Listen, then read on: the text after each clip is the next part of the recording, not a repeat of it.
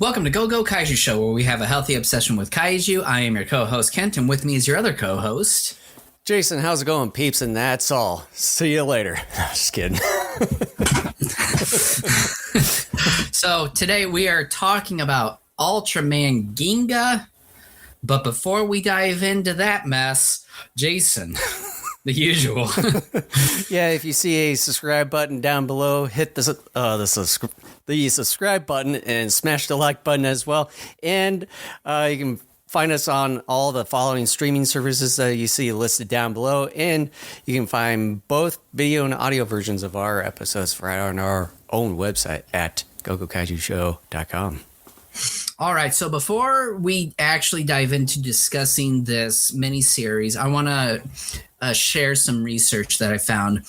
And I'm still, when we start discussing some of the points that at least I will bring up are going to sound ignorant, but that's because I was making those points before I did the research.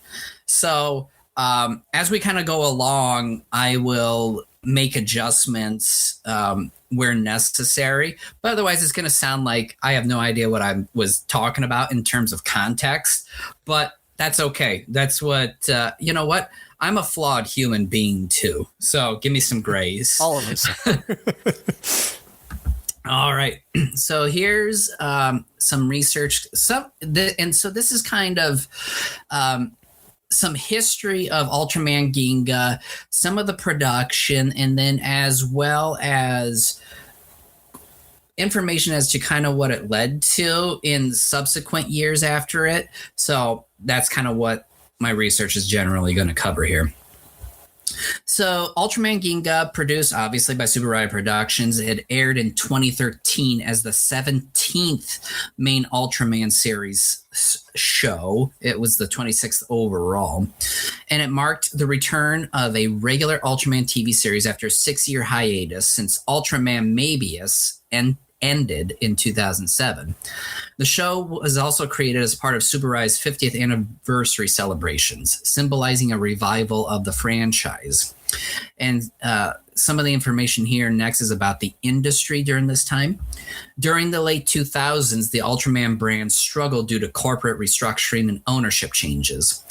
The studio had also been sold first to TYO in 2007 and later to Fields Corporation in 2010, drastically altering its corporate structure and production strategy. My gosh, I don't know.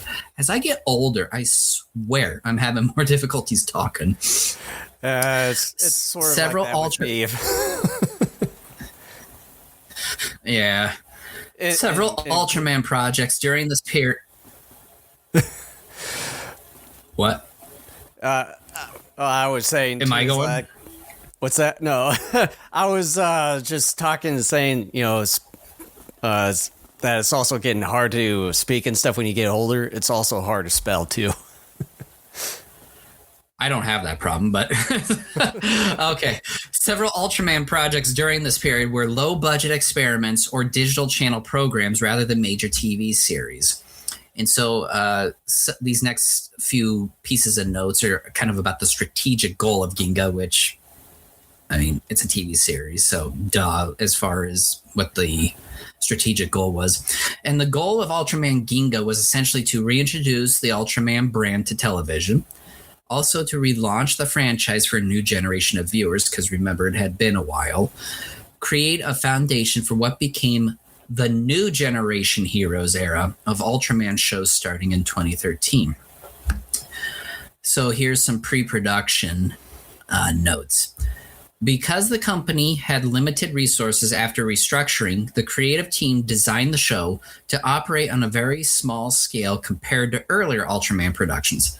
That's one thing you will hear me talk about, because I will say in our discussion that to me it definitely seemed smaller scope.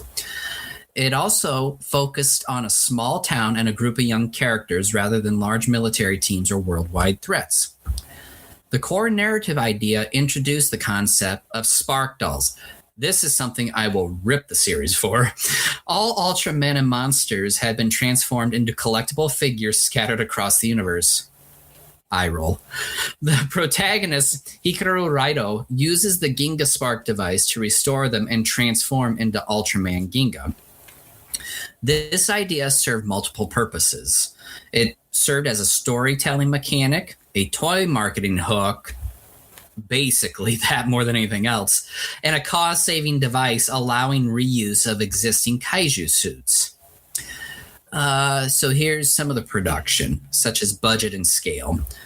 Ultraman Ginga is widely regarded as one of the smallest budget Ultraman shows ever produced. That's another thing I'll bring up in discussion. To manage costs, the production team used limited locations, primarily a small town, mountain areas, and a school, structured the school around a small cast of childhood friends rather than large organizations, and produced only 11 episodes split into 2 halves, 6 episodes, break, and then 5 episodes. This shorter format helped reduce cost and test audience interest, the format and broadcasting of the show. The series aired on TV Tokyo and was part of the programming block New Ultraman Retsuden. Episodes were roughly 30 minutes each. There are, and these are some of the associated films. 2 theatrical specials were produced alongside the show. Ultraman Ginga Theater Special in 2013, which was released between episodes 6 and 7. Ultraman Ginga Theater Special, Ultra Monster Hero Battle Royale. Damn it, Japanese. Can we just stop with the long titles? This was released after the series finale. These help maintain audience interest during the mid-season break. The next pieces of information are on critical and fan reactions. Reception to Ultraman Ginga was mixed but historically important. Common critiques included extremely low production budget and limited scope, few filming locations, and a quote-unquote bottle episode feeling across much of the series. Some longtime fans felt it lacked the scale of classic Ultraman shows. There was some positive reception, however. It was significant because it successfully revived the Ultraman TV franchise after years without a major show. It introduced a new toy line called Spark Dolls that performed well commercially. It laid the groundwork for the new generation Heroes line of shows. The show's momentum quickly led to Ultraman Ginga S in 2014, which is a larger scale sequel series. The historical significance of Ultraman Ginga. Despite its limitations, Ultraman Ginga is considered important because it relaunched Ultraman on television, began the modern era of the franchise, and established a production model used by later shows like Ultraman X, Orb, Geed, dear God, what is wrong with me, and others. In many ways, it functioned as a reboot pilot for the modern Ultraman brand. So in short, Ultraman Ginga was born out of financial limitations and corporate restructuring. It was produced as a small-scale revival project and received mixed reviews. But it ultimately succeeded in restarting the Ultraman television franchise and launching the new generation era. So here are some interesting behind-the-facts information about the show. The show almost became a sequel to Ultraman Gaia. Early in development, Tsuburaya considered making the series a direct continuation of Ultraman Gaia. The idea was that a group of college students investigating strange phenomena, and that they would be mentored by Gamu Takayama, the protagonist of Ultraman Gaia. But the concept was abandoned. The reasons were it would have been too expensive, and Tsuburaya wasn't sure the time was right for a Gaia sequel. However, one idea survived, an older Ultraman mentoring the younger characters. That's why Ultraman Taro appears as a guide to the heroes in the final show. The budget was exceptionally small. Ultraman Ginga is widely known among fans as one of the lowest budget Ultra series ever produced. Signs of this were that only 11 episodes were made instead of 40 or 50, very few filming locations, and limited new monster suits. The show reused many older kaiju costumes from earlier Ultraman productions, and the creators had to constantly design the show around what they could afford. The Spark Dolls were created to solve 2 problems at once.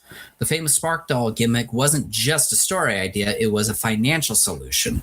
The studio needed a new cheap merchandise line and a way to reuse old monsters. So they created the concept where all Ultraman and Kaiju had been turned into collectible figures. The hero could revive them using using the Ginga Spark device. This allowed them to reuse existing vinyl toys or Sofubi figures, reintroduce dozens of classic monsters without building new suits. Basically, the toy line was the plot. The series deliberately focused on teenagers. Head writer Keiichi Hasegawa wanted the story to resonate with younger viewers, so the main cast became high school seniors and characters about to graduate and decide their future. This idea was that their struggle about dreams in the future would mirror the themes of Ultraman Ginga itself. The miniature sets looked strange for a reason. Some viewers noticed something odd about the show's special effects. Trees and objects sometimes looked too large compared to Ginga. This was due to a production problem because the show was filmed in a school and wooded area. The crew had very few objects to hide the miniature sets, so they had to build props that were unusually large to fill the background. And the show initially wasn't very popular. When it first aired, Ultraman Ginga didn't attract huge attention and was mostly watched by kids. But something interesting happened. When the theatrical special released mid-season, the show gained wider recognition and a bigger fan audience. That boost helped convince Tsuburaya that the revival was working. It unintentionally started a new Ultraman era. Ultraman Ginga became the first entry in what fans called the New Generation Heroes era. This era included shows like Ultraman X, Ultraman Orb, Ultraman Geed, and Ultraman Blazar. Without Ginga, this modern revival likely wouldn't have existed. The sequel had a bigger budget. Because Ginga succeeded enough to revive the brand, Tsuburaya produced a follow-up, Ultraman Ginga S, that we talked about earlier. The sequel added a defense team, larger action scenes, more monsters and suits. It basically was the show that they wanted to make originally, but could not afford. So, and the synopsis of the show is basically that our main protagonist, if I can find the damn name, Hikaru. Hikaru basically goes back to an old high school of his. Weird stuff happens. He is shown by Toy Ultraman Taro that there is the Ginga Spark, which is sort of like a miniature sword that he can put toys on and transform not just into the new Ultraman Ginga, but also he can even turn into defeated Kaiju. Mm-hmm. And so eventually things build up, weird stuff happens, more monsters show up, and eventually we find out that an evil Ultraman type of character called Dark Lugia, I always want to call Dark Luigi, ends up being the show's main antagonist, and of course he's defeated in the final episode. So that's the plot synopsis. I gotta let my cat out here, so Jason, take it away. Yeah, just when Kent was mentioning as far as the budget being pretty low, like I can definitely understand that now with the limited amount of scenes or what do you call them? Locations and everything of the sort, so I can completely understand why they were short on cash and everything during that time. And then, with everything leading up to Ginga and then onwards today, that they're starting to use more of like these kind of like dolls, and then I think from which I think they're just mainly the Ultra 500, I think, that we've seen over at G-Fest and stuff now. I have a few of those. Yeah, I think I've got some like sitting right over here, and I think maybe a couple. But and then I think from Ultraman X and onwards, they use like some of these collectible kind of coins or cards of the sort. Because, I mean, a lot of the stuff, and then, like, some of the weapons and stuff that you'll see, they're I mean, kind of commercialized toy lines and all that stuff too. Because when you watch these Ultraman shows on their official YouTube channel or anything of the sort, they'll show like some of these commercials in between, and they'll advertise a lot of these figures and cards and all that stuff. So nothing of the sort to me. And two, it's kind of like what we've mainly grew up with during the times. I mean, the whole He-Man thing now is entirely made out of the figures and stuff, at least. And then some of the other things back in the 90s, like a lot of that stuff was all commercialized and kind of selling figures and all that. I mean, you're not wrong. I mean, yeah, anyone who does any sort of a dive into something like Masters of the Universe understands that that was a toy line first, and that the cartoon came along to help sell the toys. But here's the difference between something like Masters of the Universe and Transformers versus what Ultraman Ginga here is doing.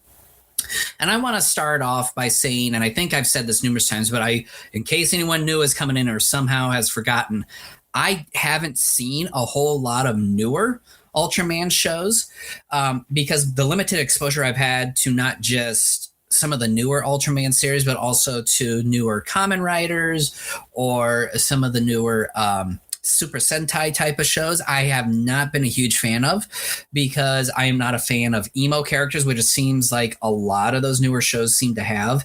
And yeah, I have noticed that a lot of these newer shows around tokusatsu-based programming, which I would argue somewhere starting in the 90s all the way up to the present, have definitely become more toyetic. With all that being said, Ultraman Ginga versus something like Masters of the Universe is blatantly selling you toys because they are actually using them in the show. And I don't know if they did this when they were actually showing on TV in Japan at the time. And I'm pretty sure you saw it because it's hard to miss when you have the Blu-ray set. At the end, they have the little toy kaiju talking to each other and doing some skit or what have you. And it would have been nice, by the way, that they would have had some subtitles during those little things, but they don't. For some strange reason. Yeah, Mill Creek, I don't know why they didn't do that with that ending segment. I never understood that because it's like, well, you're already doing the series. But yeah, but getting back to the toy part, that's one of the things that really bugs me about Ginga. Because, yeah, I can understand wanting to sell toys. I get all that. I have no problem with that. But what I do have a problem with is when you are blatantly using them in your own show. It tells me that, yeah, as we found out through the research here, there really was barely a budget for this thing. Mm-hmm. But it also tells me that your writing group just isn't that good. They're not that creative to where they got to bring in toys.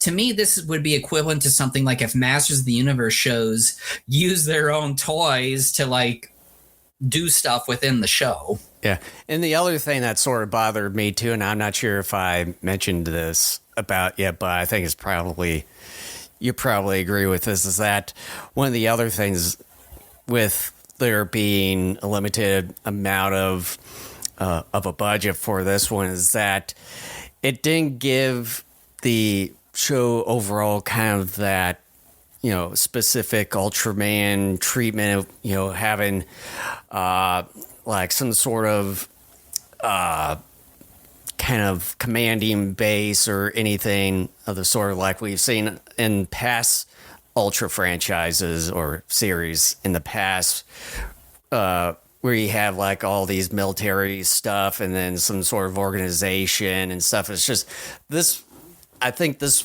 was the one that stood out the most, where it just felt a little bit odd when you're just more or less focused more on these kids in some rural high school kind of right next to this mountain with this Ginga shrine there. And I know that they were trying to make it more kind of like a religion, kind of religion-based sort of thing with this prophecy and everything of the sort, but it I don't know, it just really made the show a little bit odd, and then also not a whole lot of resources, and being in the city again. Don't have to go back on that. And it just, with the limited amount of destruction and everything, just didn't quite make it like an Ultraman show. I was cracking a joke to myself within the first handful of episodes I watched where I go, apparently Japan doesn't have a separation of church and state within their own constitution, because Hikaru's grandfather builds this religious shrine in a school, which is run by the state. So I just kind of found that funny. Well, but that also told... Well, the shrine, it was the original shrine. I think it was destroyed. It burned up, yeah.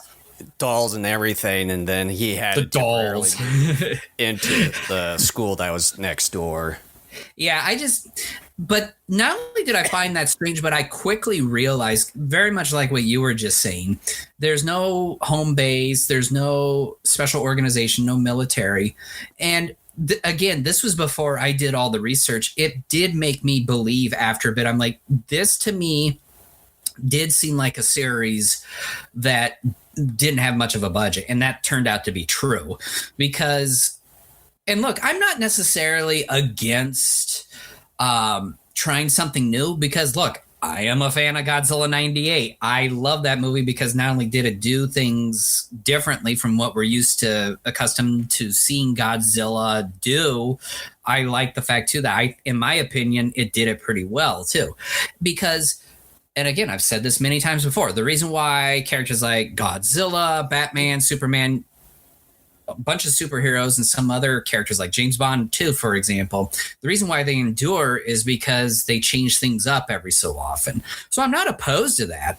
But even then I thought, okay, there is no military here, because to me it makes sense that you have a giant monster attacking somewhere. The self-defense force should eventually get involved at some point, and they never did. And so I'm like, there must not have been a budget here for miniatures and all that stuff. And yeah, that turned out to be true. And then having not as much extras and stuff, because when it comes to the school, was it closed? Was it open?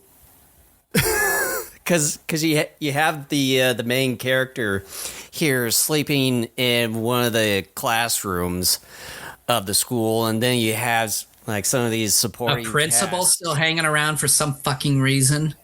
And then you have some of these random supporting cast members kind of off and on, kind of coming into the school and stuff. It's like, it just makes you wonder, is there really anything going on with this rural town of the sort? What's going on with these kids? Like, I assumed, yeah, they were definitely like high school graduates. I mean, our main character certainly was. Mm-hmm. And so it made me think, where are their parents? Where are their family? Or what are they doing with their life? And again, I realized early on and it saddens me. I realized early on this particular show, again, was not for me, because it had some of the emo stuff a little bit with some of the characters, and there was teen drama stuff going on. And then early on too, you had Kimmerman farting on Ginga. I talked about it like a couple episodes ago when we discussed something where I said farting jokes and stuff to me are not funny. They have not been funny for years. So I realized, okay, I'm not the target audience. That's fine. But this is part of the reason why I am not attracted to a lot of newer tokusatsu series, because there's emo stuff. Look, let's just call it out. I'm an old man now. Like, me officially as of yesterday. Yeah, he turned 40 yesterday. Wish this guy a happy over the hill. But not as much of an overhill compared to this guy. Only by 1 year. I mean, it's not a big deal. At least I can admit it. But I was gonna grab something, but it's actually out of reach unless I'm gonna like dump everything over here. But I'm very skeptical personally going into these newer shows, because I've said it before. I even told Jason, I said, I just am not much of a fan of this newer stuff. And even our main character, Hikaru, he's one of those poisonously overly positive characters where everything's going to be okay. Everything's going to be fine. And just, hey, we can do things together. And I'm sitting there as an old man going, look, kid, I've lived life long enough. Everything goes to shit. Like, just... And then I would like to say that I initially picked up from Ultraman X when this whole new Ultraman generation era sort of kicked off, and this show and Ginga S are the only ones that I have not seen yet. Although I haven't really seen the latest 2 Ultraman shows. I think they're still on the YouTube channel, but these were the 2 that I've been wanting to at least see. But so far, the Ginga one is compared to many of the other ones. I think once it gets to Ultraman X, I think it gets much better than but from what I've seen from the preview when I finished this show up a couple or so weeks ago, that at least Ginga S looks pretty promising, because it initially gets into that whole regular Ultraman type of format when they're in a organization, a home base, and all that sort of stuff. So it seems like what you were talking about earlier in the with the whole facts and everything and behind the scenes and stuff, that they increase the budget for the sequel, and then beyond that as well. So at least the sequel to this one looks pretty promising. Yeah, I mean, I had heard a lot of really good stuff about Ultraman X whenever it came out. I want to say that was like, I don't know, 26, whenever it was. Yeah, 2016. Yeah, because I started seeing that when Crunchyroll was initially simulcasting some of the Ultraman stuff until a certain point, which was a bit weird. But yeah, it was pretty good as far as I can remember. Yeah, and one of the things I thought was really weird was that Hikaru, after he kind of defeated the first kaiju, he tended to typically change into the previous kaiju he defeated before turning into Ultraman Ginga. I just thought this was really ridiculous, because Ginga is so much more powerful than those kaiju that early on, it should have taught him that those kaiju forms just aren't going to work for him.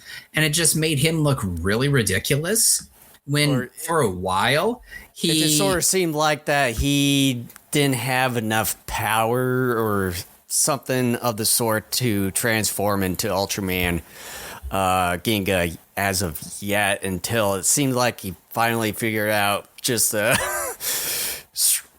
transformed straightforward into Ginga, which, yeah, it sort of kind of confused me a little bit, or not confused me, but just kind of scratched my head a little bit on that. Yeah, and another thing that gets to me about this series, and again, I'm not the target audience, but I got sick of Hikaru and Misuzu flirting and the will they or won't they type of relationship that they had, because it was very obvious they wanted to screw each other. But nothing is resolved about their relationship by show's end. So again, there's bad incomplete writing. Yeah, and speaking of the relationship, I know that like they had some of the episodes where they have some of their like the friends, and then including the kind of the main gal there, where they kind of sort of have these emo problems or something of the sort, and then they sort of resolved it. But with the main female of the show, it seemed like like her problems or something just never went away because, you know, kind of towards the end there, like she kind of went this whole emo route and everything. And it seemed like when they sort of got together again, it's like, it just felt like sort of petty type of arguments here and there. Is like, why won't you notice me, senpai, or something of the sort. It's like, he's been there for you and everything. What the hell are you talking about? Yeah, the series has great potential, and I believe trying to get to the heart of what ails teens. But the problem is that there is never any sort of resolution to that. And I'm not saying that the resolution has to be neat and tidy and feel good, but there's got to be some type of resolution to it. And one of the things that also bugged me, there's a lot of things that bugged me with this series, which is a damn shame because Ginga is my favorite Ultraman in terms of design. They keep talking about dreams and having a dream. Okay, so here's what I wrote in my notes. The show becomes obsessed about people having dreams and trying to make them come true, but it never does anything with it other than to tell people to have dreams and to simply work towards them. Then it quickly abandons all of that nonsense to talking about having a future for yourself in the final episode, with nothing of substance to say there either. Again, this is some weak-ass attempt by Super Ride Productions to say, hey, we did something. In the end, they simply did nothing other than to say, buy our shit. And again, that final part where I say, buy our shit, again, clearly tells me what the whole point of the series was about. It wasn't just about Ultraman. It was about selling toys. And they're trying to come off by saying, well, you know, we kind of got some themes here. We got something for the kids to where it's not just us selling toys and about showing violence on screen. We got substance here. We're trying to teach kids, namely teens, about life and go follow your dreams and all that bullshit. It just... It's a very shallow series because, like I just said a moment ago, there is no resolution. There's no real deep discovery or discussion or anything in the form of the grand narrative of the show that gives us some form of a resolution. Yeah. And I just hope, too, that Ginga asks, once I get started, or once we both get started into that, I hope it kind of makes up for all of that's gone wrong with Ginga itself, just to kind of get things back on track and to kind of really make what they were originally trying to go for this entire series, instead of just focusing on high school or college kids, whichever the level that they're on, and just not be in a rural area, because it seems like, as I stated before, that it seems like that the Ginga S show looks to be pretty promising from what I've seen in the previews. And I know I've said this before, but again, I want to say it again.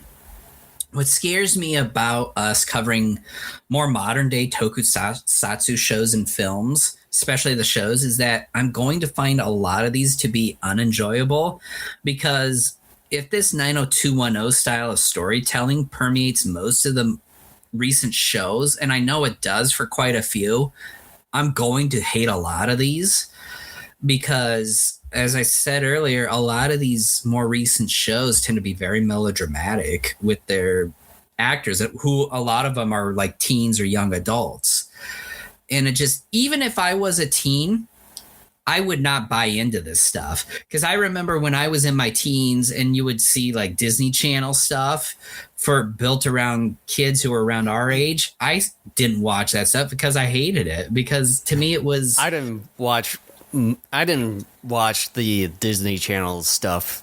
I went through it because I was flipping through channels and I just kind of would hate watch a few things. It's like right now, I personally hate watch This Is Us, because that's a fucking awful show. If you haven't seen it, it is intended to try to make you emotional, and in it, indulge me for a moment, folks. The main actor is Milo Ventimiglia, whom I first saw in the movie Rocky Balboa. He plays Rocky Jr. Oh yeah, and I have come to honestly not like his acting because he was in this awful show. I mean, you have to watch it. But anyways, actually don't watch it. But, it's too late now. But back to Ultraman Ginga. This scares me, dude. Like, look, I'm 41 years old and I understand I'm not the target audience for a lot of the newer stuff, but I just have a bad feeling that as we cover more and more of the more recent line of shows, whether it's Ultraman, Kamen Rider, you name it, I am going to be that old man yelling at clouds type of person. Like I said, once it gets to Ultraman X and then onwards, I think it's going to get better from here, because this one it's sort of the oddball out of the whole. That's an understatement. Ultraman New Generation era. Well, here, I got something nice to say about Ginga. I do think the monster suits look fantastic. And even though some of them are reused, they look fantastic. I will say that. That's the one good thing about it. Yeah, and I do. Oh, and I kind of glossed over this a little bit ago. I do like the new Ultraman suit look. It's my favorite. It's a damn shame the show sucks. I mean, that's what I don't know if you remember this, but on my Facebook profile for a while, at one point a few years ago, my profile picture was Ultraman Ginga. And I was like, oh, I can't wait to see this. And then I actually see it for the first time as we're covering it for this podcast. And I'm going, oh, no, of course something I like sucks. and also, I would say at least the one good thing, even though you're sort of bashed and all that stuff, is that at least we get quite a bit of the Ultraman 500 series as far as the amount of figures. Commercialism kills storytelling, because again, like I said earlier, when one of your main objectives for a show is to literally sell toys and actually put them in your show like this. And look, again, we talked about Masters Universe and Transformers, but again, those shows were never as blatant about selling stuff because they never used them. They never did anything of that sort. And I will go to my grave arguing that shows like MOTU and Transformers had really good storytelling to them.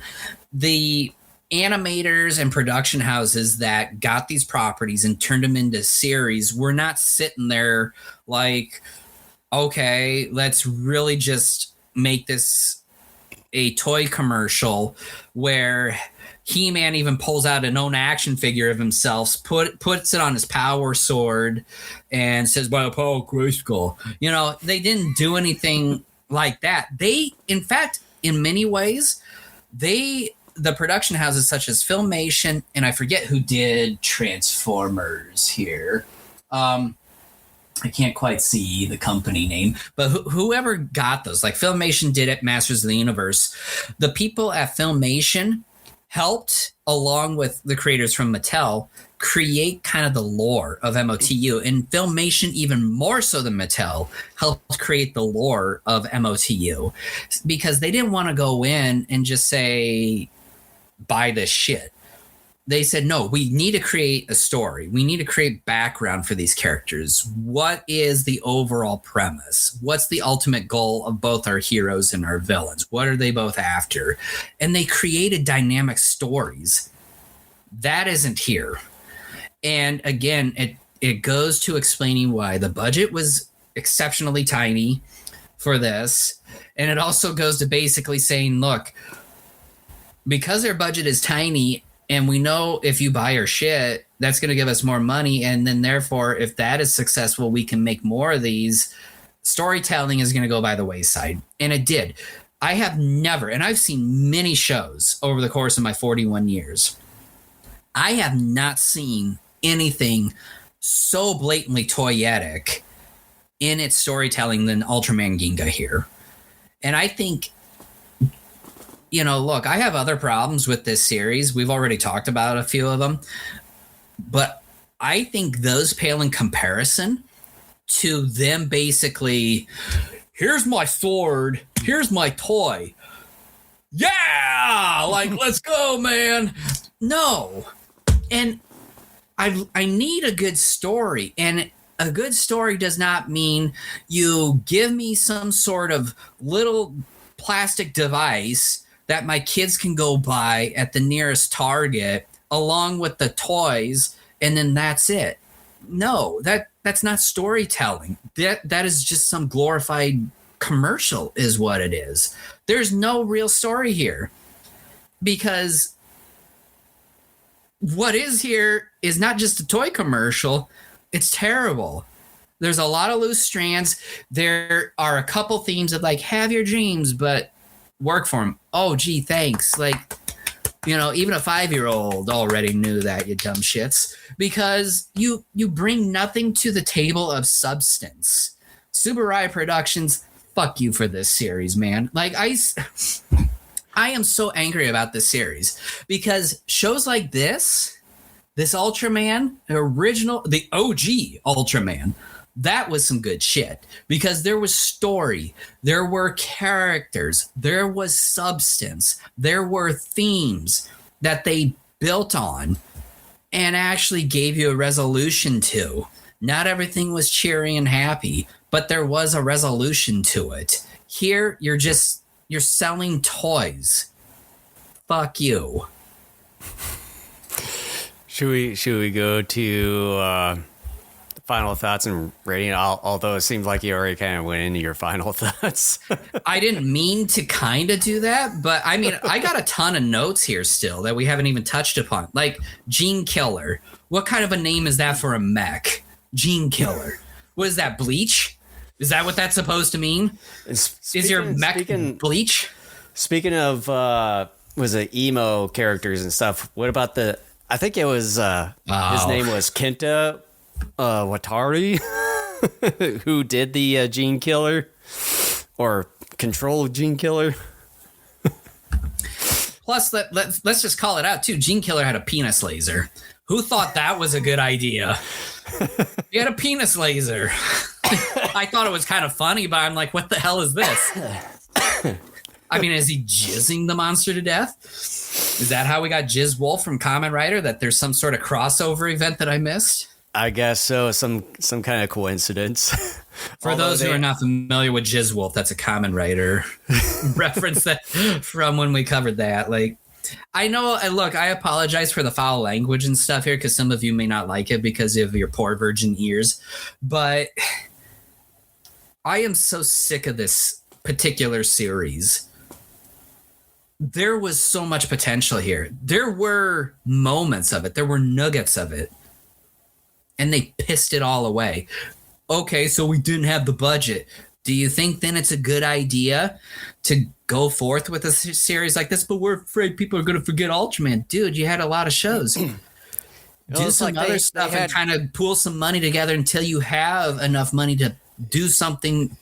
Yeah, that's why I was going to say that. I mean, they had a 6-year hiatus. They could have at least saved up budget-wise to make a proper show for the 50th anniversary.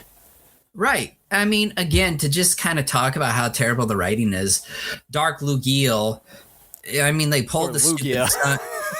Yeah, Dark Lugie.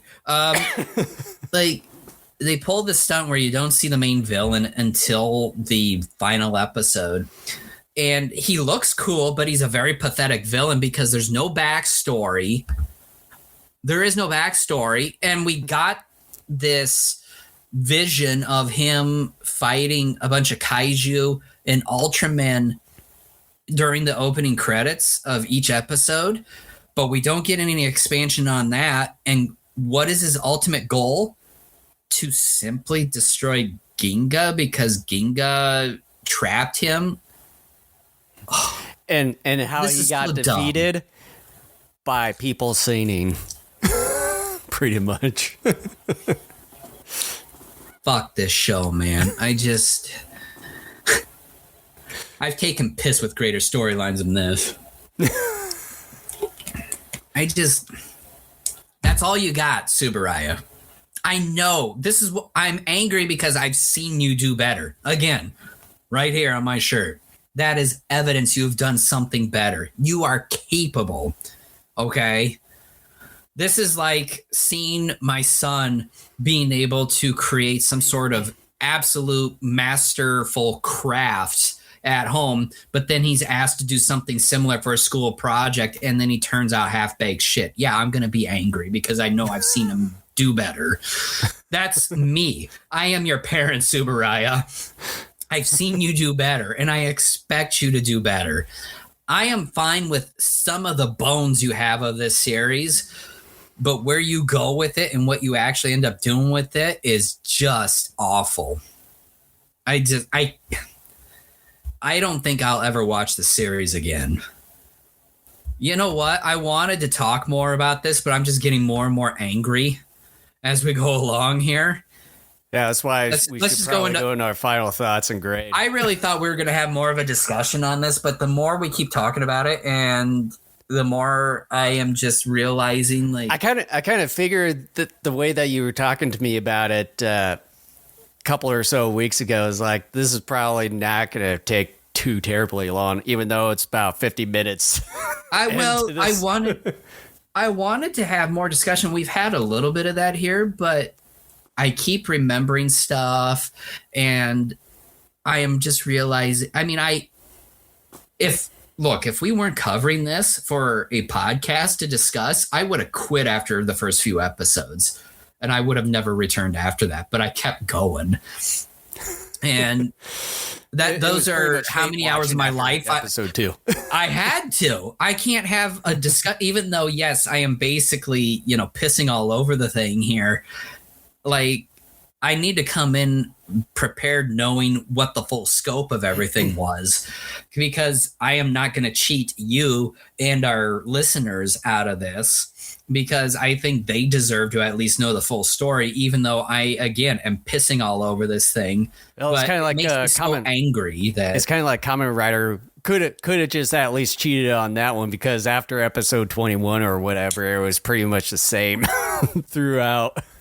Despite all that, though, like Kamen Rider, even though most of it was mediocre after that point, it had more substance than what was happening here. Yeah, it was incredibly formulaic, and I could tell you exactly what was going to happen and where it was going to happen in every episode.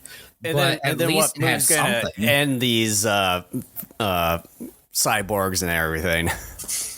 Yeah, and it just, to everyone who was hoping for maybe a little bit more substance to this, I apologize. But my ultimate, before we even get into final thoughts, my ultimate belief and opinion on the show is this: simply don't watch it, because it is literally, in the show itself, selling you toys. And there's hints of themes and stuff there, but nothing is ever resolved other than the big bad guy. It's like, oh, what the fuck do? And then high school, college drama or angst. But again, nothing is really resolved. There's nothing there of substance to talk about, like relationship issues, or if you're stuck trying to find a career or a dream in your life, how do you go about that, other than to just simply say, hey, work for it. Oh, gee, thanks a lot. Like, this show will infuriate you. There are significantly better Ultraman shows out there that just are better. Stay away from this one. But anyways, did you want to go first? Give me a moment to like calm my blood pressure. Yeah, I suppose. Yeah, with the show, kind of like what Ken said, it's not really worth your time. I would just say maybe a couple episodes, that would be it. Because that kind of pretty much sums everything up right then and there. And then just go straight into Ultraman Ginga as whatever our grades and thoughts are going to be on that entire series once we get around to that in the next couple of weeks. The visual effects, they could have been better here. Of course, the suits for Ultraman Ginga and any of the monsters involved in this show are probably the highlight of the show. Other than that, just a lot of high school or college drama, angst, and just being in a rural setting in Japan. It just kind of doesn't feel right. And then also just missing the home base or the kind of that specific organization that we've seen for pretty much majority of the Ultra series here is gone. It's not there at all. It just doesn't really feel right as a main Ultraman show here, and just not a whole lot of destruction. I mean, it's based on the mountainside here, so you're not going to really see much of destruction except for maybe like a barn or a tree or something. Godzilla vs. Megalon and Godzilla's Revenge had more destruction than this whole series. Yeah, and then just the final showdown and stuff, it was not quite what you think it was going to be. Yeah, the story is unsatisfying, sort of all over the place, and just kind of rehashes things over and over again within the span of a few episodes when it should have been wrapped up in one episode prior. It just sort of kept things, certain things going. It's just one of those Ultra shows, and it's probably pretty rare, as far as I can remember, for me anyways, that it's something that you don't really need to watch. Just go straight into Ginga-esque, whatever. How much we're going to enjoy that one, we'll wait and see. In the next couple weeks. Look. Oh, never mind. I'm sorry. I didn't mean to interrupt. I'll say it here. Yeah, I'm not done yet. I didn't. Yeah, it gave me a thought. So with that, as far as the rating for this one, what was that one acronym that we had for one of the ones? Was it FAR or something of that I think it was GFA. GFA. Got fucking awful. I mean, that's my rating. I mean, I don't think that's I'm not sure if GFA was the actual one, but it pretty damn close. We'll just say that. Yeah. I mean, everyone knows where I sit here. I just want to say, like, the one thing that you reminded me of, here just a moment ago, I don't go into these series or movies or whatever, looking forward to disliking them. And unfortunately, more times than not over the last year and a half, we have run into a lot of garbage, unfortunately. But yes, as we've gone along, I have apologized to shows like Kamen Rider, that even though Kamen Rider is still a deeply flawed series, as we've gone along to cover such things as Shit Kamen Rider or Shin Kamen Rider, and even Ginga, that series is better than all those. I want to ask you one thing. Would you apologize to Spectre Man this time around? Oh, yeah. I mean, I thought, though, I gave it an okay grade, if I remember. Like I think I gave it like a C minus. I think I gave it like a C minus or a D plus overall. I think it's a D or C somewhere around there. It's still not bad. It's not like, this and Shin Kamen Rider. Excuse me, but okay, here's what I wrote. And again, this is before I did all the research. First, I have to say this particular show, and I fear many of the tokusatsu shows from the late 80s, early 90s forward, was not made for me. Oh, to finish my one thought, I really do hope that a lot of the newer stuff we do cover is stuff that I will enjoy, because I don't take any glee out of watching something like Ginga and absolutely hating it.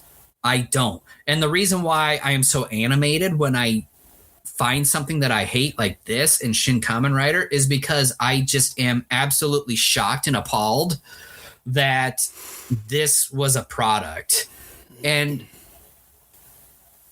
like I've said, when we discuss Ginga here and when we talked about Shin Kamen Rider last year, I have legitimate reasons for disliking this particular stuff. And we've already discussed it. Like I said, the main thing for me here is that there's no story and it was literally about selling toys.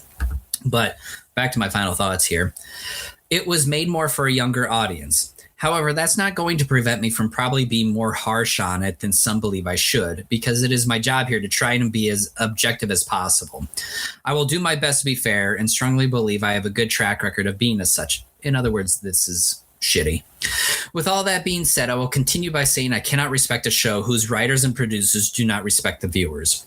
Super Riot Productions should be exceptionally ashamed of this monstrous pile of kaiju shit.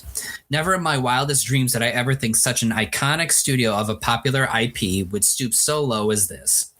I think my problem anymore is going into a series or a movie thinking it's going to be something amazing or at least good. I had high hopes for, I had high hopes for this series given how Showa-era Ultraman had turned out to be, while not perfect but charming and entertaining. My first foray into a modern Ultraman series gave me a glorified toy commercial with melodramatic and incomplete teen drama. The commercialization here is so bad that I would be shocked if the show's target audience didn't notice that it was blatantly as such. I've heard complaints from folks over the years about shows like G.I. Joe and Masters of the Universe being vehicles to sell toys. While true, none of these shows were so obvious about selling their toys as Ultraman Ginga is by actually using the toys in the damn show itself. You also have the Ginga and Dark Sparks, as well as the G9 gun pad. It also comes off as Ginga barely showing up in his own series. There is romantic tension here between Hikaru and Misuzu early in the series, but nothing becomes of it. There is this god-awful theme about the teens having dreams and wanting to fulfill them. I thought by show's end there would be some lesson to be taken from this. Instead, by episode 11, it's clear that the message to our young target audience is to have dreams and to work towards them. That's it.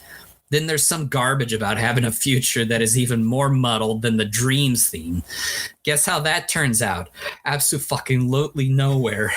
Then you have the show's villain. Well, sort of. I mean, the show always hints at one at the beginning of each episode via the opening credits, but we don't get said villain until the final episode. He's pretty cool, right? I mean, he looks cool, but is he menacing? Fuck no. Seriously, who is this Dark Lugiel? Where does he come from? Why were all the Ultramen fighting Kaiju? Why did he show up during that fight?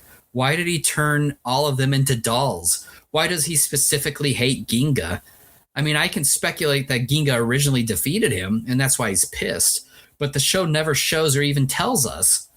He's just bad because the writers said he is. Nothing more, nothing less. Give me something. Anything. It doesn't have to be anything original or extensive. Just give me a villain with a modus operandi and a teeny tiny backstory. But I guess that's too much to ask for from a vomit-induced show as this. You know what this show is? Disappointing. That's right. I use the D word.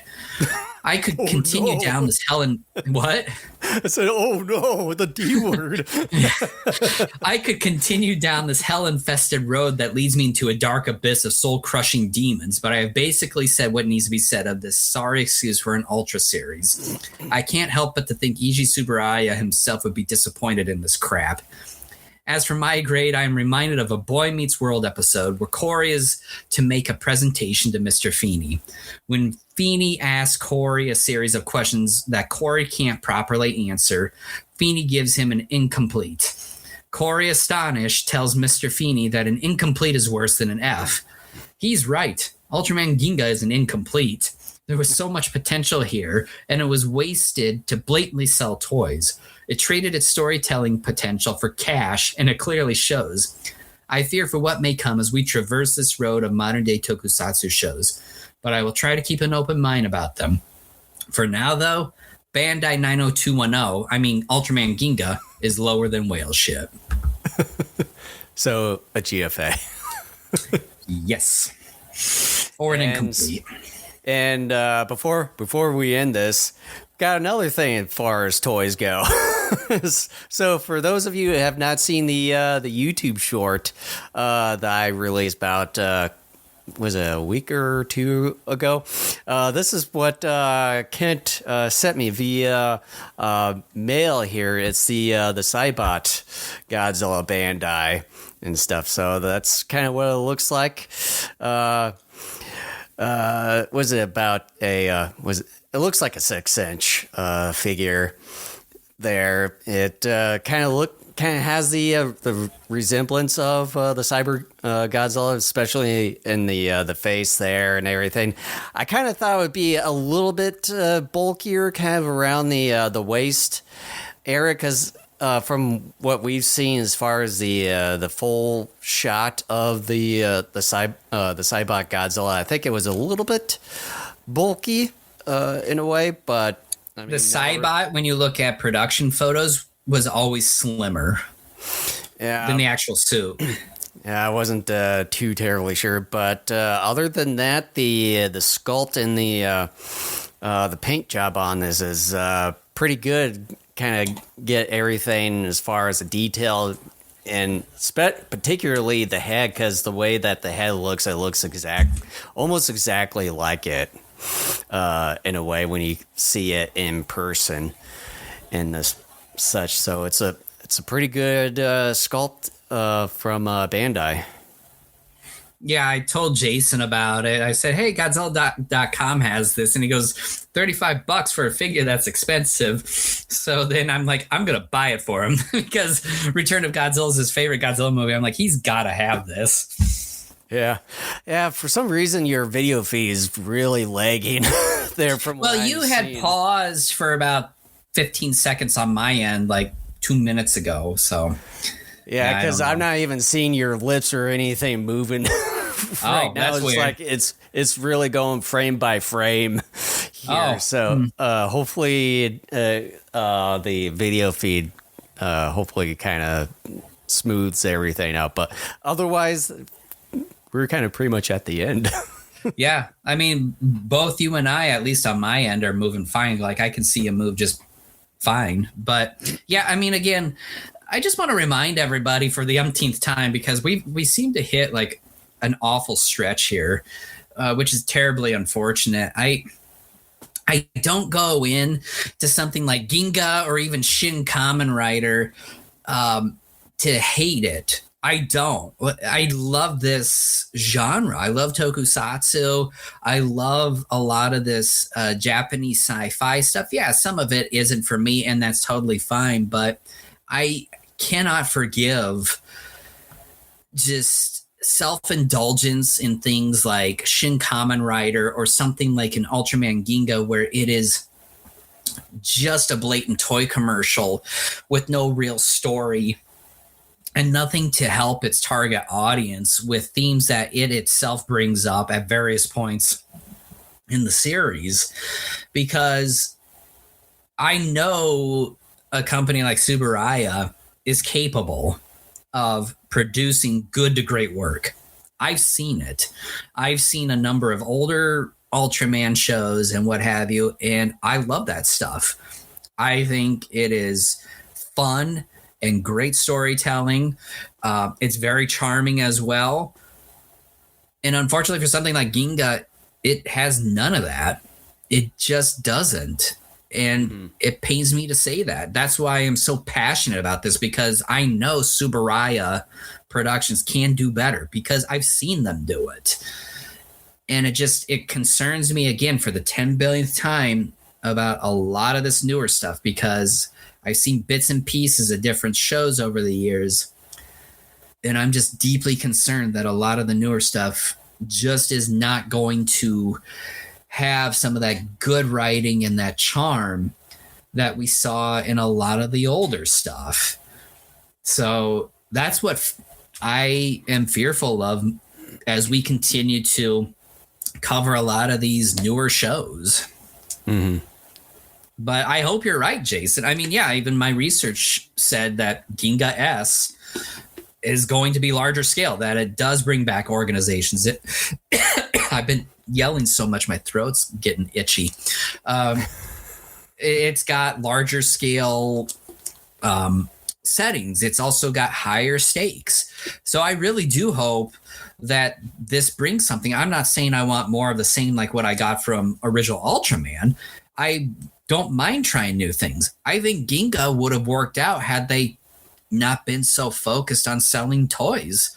If they had been more focused on actually telling a story, because it's only 11 episodes. I mean, this technically is a mini series. It's not a series. Like, if they were more focused on telling a story, I more than likely could have gone along with it.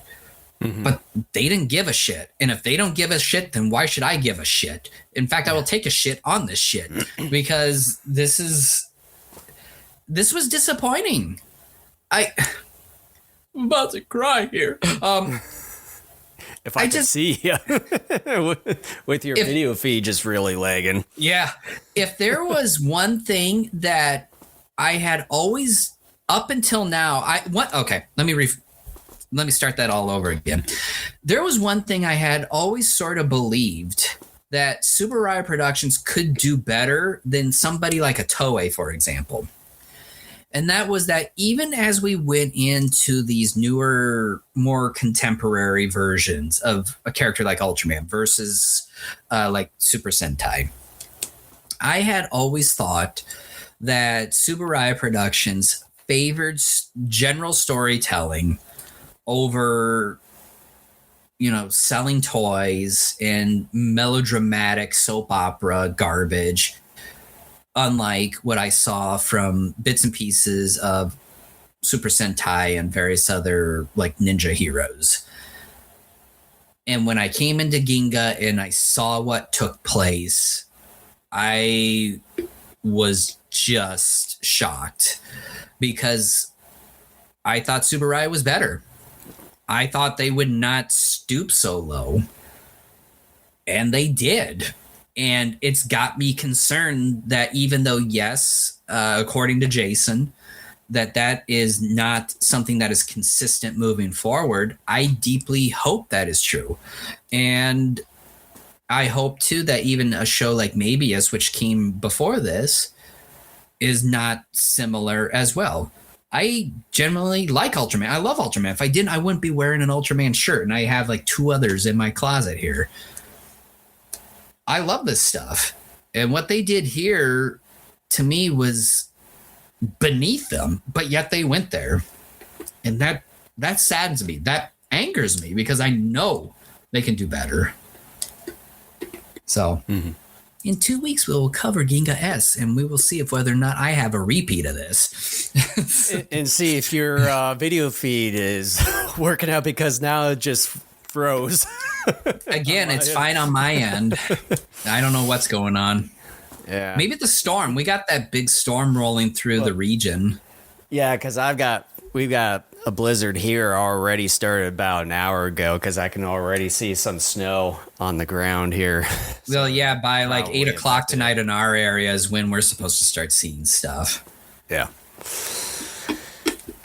But at least it looks like by the end of the week it's going to get better here temp-wise. So we've had 6 bad storms come through our area in like 2 weeks. I'm so sick of this garbage already. It's not even spring.